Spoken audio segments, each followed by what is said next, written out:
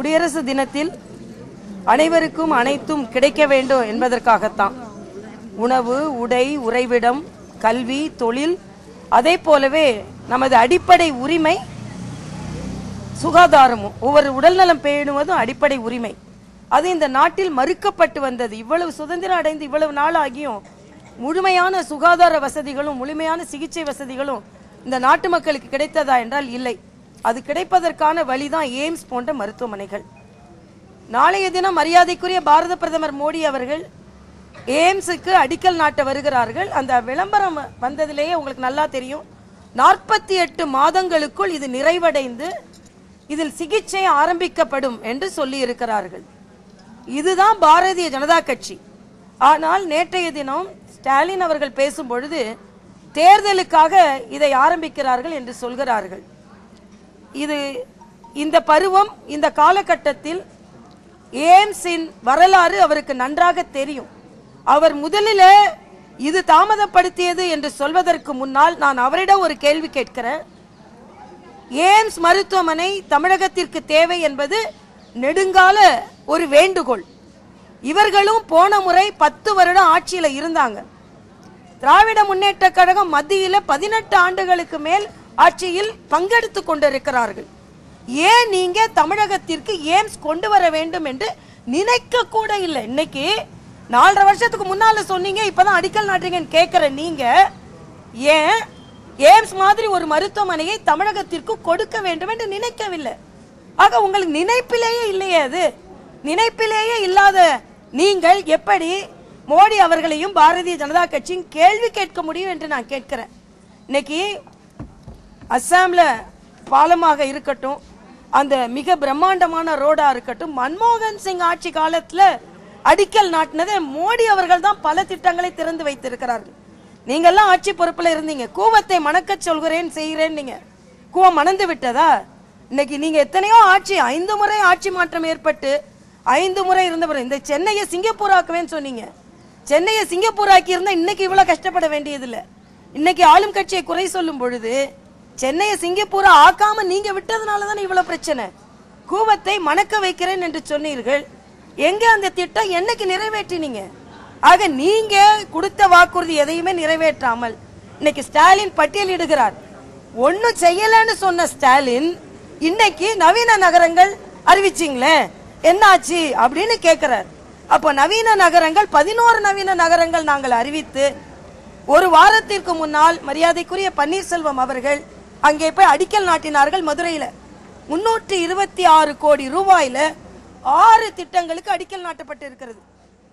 எந்த திட்டத்தின் கீழ்? ஸ்மார்ட் சிட்டியின் திட்டத்தின் கீழ். அதே மாதிரி தான் கோவையில், வேலூரில், தஞ்சையில் எல்லா இடங்களிலும் ஸ்மார்ட் சிட்டி வேலைகள் நடைபெற்று வருகிறது. அதை வேண்டும் என்றால் அவர் வெரிஃபை செய்து கொள்ளலாம். அதனால குறை சொல்வதற்கு என்றே ஸ்டாலின் இப்படி பேசுகிறார் என்பதுதான் எனது கருத்து.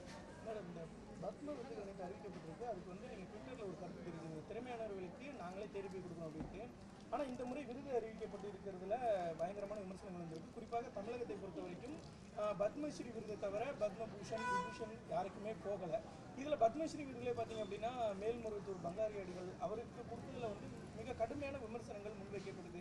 மற்ற வீரர்களுக்கு, சேவகர்களுக்கு கொடுத்ததெல்லாம் பிரச்சனை இல்லை, இவருக்கு என்ன அடிப்படையில், தகுதியின் அடிப்படையில் கொடுத்தாங்கன்னு சொல்லிட்டு கடுமையான விமர்சனம். அதாவது விமர்சனம் செய்பவர்கள் விமர்சனம் செய்யலாம். ஆனால் இன்னைக்கு பெண்கள் லட்சக்கணக்கில் ஒரு இடத்தில் நம்பிக்கையோடு கூடி வணங்கி தங்களது வாழ்க்கையில் ஒரு நம்பிக்கையோடு திரும்புகிறார்கள் என்றால் அது மேல்மருவத்தூர். மேல்மருவத்தூர் எந்த அளவிற்கு மக்களால் ஈர்க்கப்பட்டு எந்த லட்சக்கணக்கான மக்கள் கூடுகிறார்கள் என்றால் அங்கே சர்வே எடுத்ததில் அங்கே ஒரு ஸ்டேஷன் போடலாமான்னா அதிகப்படியான மக்கள் கூடுகின்ற இடம். அதனால மேல்மருவத்தூரில் ஒரு ரயில்வே நிலையம் அமைக்கலாம் என்று சர்வேலே வந்திருக்கிறது. ஆக ஒரு சாமானிய மக்களுக்கு, சாதாரண மக்களுக்கு, குறிப்பாக பெண்களுக்கு வாழ்க்கையில் மிக பிரம்மாண்டமான ஒரு நம்பிக்கை ஏற்படுத்தும், ஒரு இறை நம்பிக்கையோடு ஒரு நம்பிக்கையை கொடுத்து கொண்டிருக்கும் ஒரு இடம் என்பது மட்டுமல்ல, ஒரு ஆலயம் என்பதும். அது மட்டுமல்ல, அவர்கள் மருத்துவக் கல்லூரி, பள்ளிகள், அந்த பகுதியில் உள்ள அத்தனை மக்களுக்கு ஆன்மீக சேவை மட்டுமல்ல, சேவையும் செய்து கொண்டிருக்கிறார்கள். எல்லாவற்றையும் கணக்கில் எடுத்துதான் அவர்களுக்கு கொடுக்கப்பட்டு இருக்கிறது. என்ன நெகட்டிவ்னு சொல்லுங்க, என்ன நெகட்டிவ் அவருக்கு இருக்குன்னு சொல்லுங்க. ஆக எதை வேண்டுமானாலும் நான் விமர்சனம், அதாவது இல்ல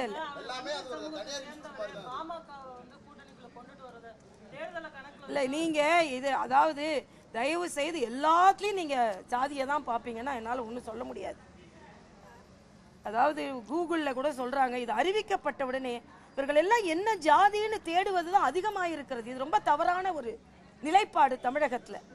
நர்த்தகி நடராஜன் ஒரு டிரான்ஸ்ஜெண்டர், எவ்வளவு திறமையை முன்னெடுத்து சென்றிருக்கிறார். அவர்களுக்கு இல்லை, நீங்க உங்களோட அளவீடு சரியா இருக்கலாம். ஒரு சமதர்ம சமத்துவ வழிபாட்டிற்கு ஏற்பாடு செய்து பெண்களுக்கு ஒரு மிக நம்பிக்கையை ஏற்படுத்தக்கூடிய, அங்க போய் பெண்கள்கிட்ட கேளுங்க, லட்சக்கணக்கான பெண்கள்கிட்ட போய் பங்காரு அடிகளாருக்கு கொடுத்தது சரியா இல்லையான்னு கேளுங்க, மக்கள்கிட்ட கேளுங்க. நீங்களா ஒரு முடிவுக்கு வர முடியாது. லட்சக்கணக்கு 2 லட்சம் பேர் இந்த தைப்பூசத்துல மாத்திரம் அங்க கூடி இருக்கிறார்கள். மக்களுக்கு நம்பிக்கை இல்லைன்னா கூடுவாங்களா? பெண்கள், அதுவும் பெண்களுக்கு தன்னம்பிக்கை ஏற்படுத்தும் ஒரு ஆலயம் என்பதனால் அது கொடுக்கப்பட்டது. பெண்கள்கிட்ட போய் கேட்டு பாருங்க. சொல்றது சரிதான். இப்போ மேடம் நீங்க சொல்றது அவங்க மக்கள் சொல்றாங்க, அதனால நீங்க இது அவங்களுக்கு விருது கொடுக்கணும், எல்லாமே சரி. ஆனா நீங்க குறிப்பிட்டீங்க மருத்துவ சேவை பண்றாங்க, கல்வி சேவை பண்றாங்க, எல்லாமே அது காசு வாங்கி தான் பண்றாங்க. ஒரு நிமிஷம் தம்பி, அங்க ஒரு நிமிஷம் தம்பி, நான் அங்க போய் சேவை செஞ்சிருக்கேன். தயவு செய்து எல்லாத்தையும் கொச்சைப்படுத்தாதுங்க. நான் மருத்துவ கல்லூரி மாணவியா அங்க போய் இலவசமா ஸ்கேன் செய்து கொடுத்திருக்கிறேன். எல்லாத்துக்கும் அவங்க காசு வாங்கல. அவங்க பல இடங்களில் முகாம்கள் நடத்துகிறார்கள், முகாம்கள் நடத்துகிறார்கள், கல்வியிலையும் குறைந்த கட்டணம் வாங்குகிறார்கள். அதனால நான் அங்க போய் மருத்துவ கல்லூரி மாணவியா இருக்கும் பொழுது அங்கே உள்ள மக்களுக்கு நான் சேவை செய்திருக்கிறேன். அதனால சும்மா எல்லாத்தையும் கொச்சை, தகுதியானவர்களுக்குத்தான் மத்திய அரசு பத்ம பூஷனும், நீங்க உடனே சொல்றீங்க பத்ம விபூஷன், பத்மபூஷன்ல தமிழகத்திற்கு அதிகம் கிடைத்திருக்கிறது. எல்லாத்தையும் குறை கொண்டு பிடிக்க முடியாது. 7 பேருக்கு சின்ன பிள்ளைக்கு கொடுத்தீங்க, பங்காரு அடிகளார் சொந்த விமர்சனம் பண்றீங்களே, எங்கேயோ இருக்கிற சின்ன பிள்ளைய தேடி கொடுத்துருக்காங்களே, அதுக்கு என்ன சொல்றீங்க? அதே மாதிரி நல்லது, அது கரெக்ட். இதுக்கு என்ன நீங்க விமர்சனம் செய்யும் அளவிற்கு இல்ல, மிக தகுதியானவர் பங்காரு அடிகளார், இது மிக தகுதியானவர். இதுல லட்ச பெண்கள்கிட்ட போய் கேட்டு பாருங்க. அதனால நாம விமர்சனம், அந்த பகுதி சிகரெட் கூட எந்த கடையிலும் கிடைக்காது. சுத்து வட்டாரம் ஃபுல்லா இல்ல, எனக்கு அந்த தகவல் தெரியாது. இவங்க சொல்றாங்க அந்த சுத்து வட்டாரத்துல எங்க சிகரெட் கூட கிடைக்காது, கடையில புகையில எந்த ஒரு இதுவும் புகையில. அதனால சமூக அக்கறையோடு நடைபெற்று கொண்டிருக்கும் ஒரு ஆலயம் என்பதை நாம் புரிந்து கொள்ள வேண்டும்.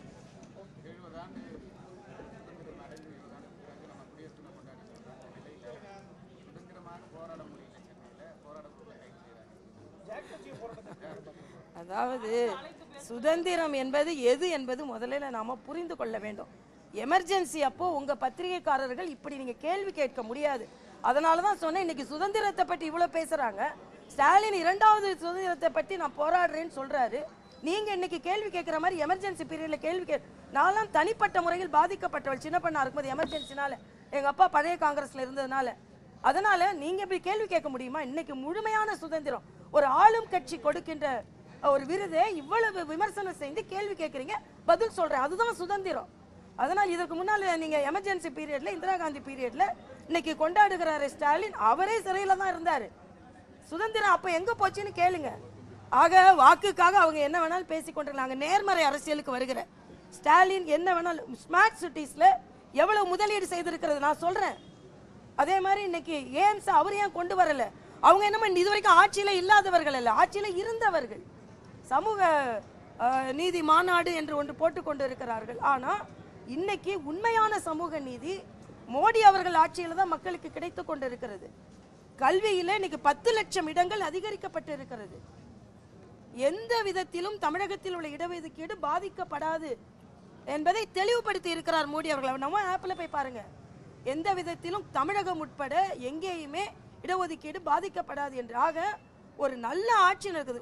ஊழல் இதுவரைக்கும் ஒரு ஊழல் குற்றச்சாட்டு கிடையாது. ரஃபேலை தூக்கி வச்சுட்டு ஆடிக்கிட்டு இருக்கிறாங்க. ரஃபேல் என்னை பொறுத்த மட்டில் எந்த ஊழல் குற்றச்சாட்டும் இல்லைன்னு பிரான்ஸ்ல இருந்து எல்லாமே சொல்லிட்டாங்க. அதனால மகிழ்ச்சியாக குடியரசு தினத்தை கொண்டாடுவோம் என்பது என்ன.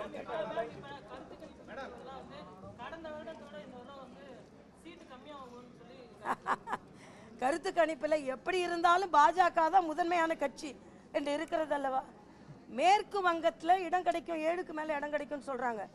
ஒரிசால இடம் கிடைக்கும்ன்றாங்க. மேற்கு வங்கம், ஒரிசா எல்லாம் நாங்கள் பலவீனமாக இருந்த மாநிலங்கள். ஆக அப்படிப்பட்ட மாநிலங்களில் கூட நாங்கள் வெற்றி பெறுகிறோம் என்று சொல்லும் பொழுது நிச்சயமாக தமிழகம் கேரளாவில் வெற்றி பெறும். கருத்து கணிப்பை நம்புறீங்களா முழுசா நீங்க?